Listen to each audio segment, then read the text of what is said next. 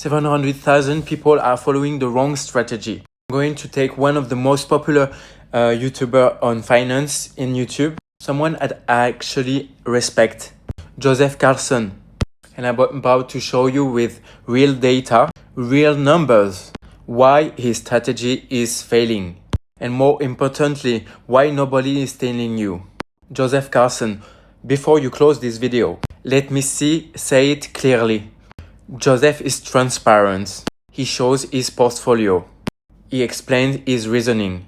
That alone puts him above 99% of the person on YouTube and Twitter and that show nothing. I mean that. But transparency does not equal performance. And being honest with losing strategy doesn't make it a winning strategy. This is going to change how you think about investing. So stay with me. First, Joseph Carlson year to date is down 10%. Not 10% from peak, 10% from January 1st in less than 2 months. Meanwhile, S&P 500 is flat. The benchmark every investor is supposed to beat is beating him by 10 points. Now, he calls himself amateur investor. His own bio.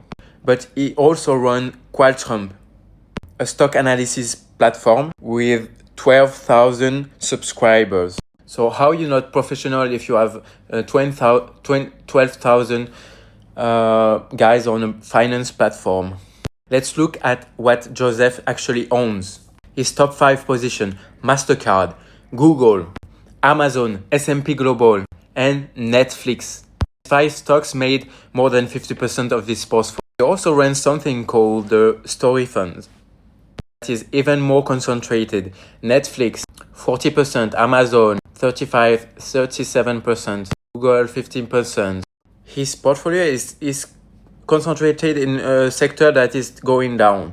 His entire philosophy is to buy the best American tech compounders and let it run forever. That strategy worked brilliantly from 2012 to 2024. Netflix especially has gone from $130 to $80. This is roughly 40% decline in 6 months. And me, I was short Netflix. I'm short Netflix. Netflix is not a bad company. It's just a bad stock at the moment. Netflix did a very bad merger. And the shareholders are not happy with that. In 2026, capital is moving. Energy stocks are up 20% this year. Material up 15%. Industrial up 13%. Emerging markets up 9%. You know, I'm big in Japan. I'm super big in Japan, but nobody talks about Japan. It's the best market. The market is like rocket ship. I have even one stock. It's up 600% just this year. And nobody talks about this. And with AI, you can now own Japanese stocks. There's no information barrier anymore. I can buy a $50 million company in Japan. There's no problem. It's 2026. There is AI. If you are a retail investor, what's your age in investing in Netflix or Amazon? You have not even $50,000 to invest, and you invest in the biggest companies, the most followed companies in the world. No, if you want to make money, you have to do the job. Go to Japan, go to South Korea, go to France, go to Spain. Buy $100 million market cap companies there. Do research. That's what I do to my subscriber every day.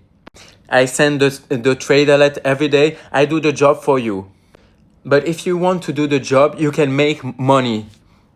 And also there's a big problem in his portfolio. The concentration. He has just like a few positions. Me, I have hundreds of positions, hundreds of longs and hundreds of shorts. Because with AI, you can analyze a company in 3 seconds. So it's so easy to make money in this market. You long the winners and you short the losers. But you have to be so diversified, more diversified than S&P 500, because you can. You can go to every market in the world, buy a 200 million market cap company that nobody knows. It's not even your language. I have a lot of Polish companies, amazing Polish companies, Swedish companies. They're going up like 500% per year, but nobody knows them. People just find stocks in the S&P 500. And the worst is almost all my position, like a big part of my portfolio, is still in the US. But you know what? It's not. I have very few positions in S&P 500 companies. There's millions of stocks in the world. You have to go find it. And if you're too lazy to find, I find it for you. You can follow my channel. I will post stocks that nobody knows. I will explain them to you. There's so many amazing small companies that benefit like from the trends like AI or are in niche businesses. But they are going up every day. Why do you stick with losers? Like big companies losing, like Salesforce, it was big in Salesforce.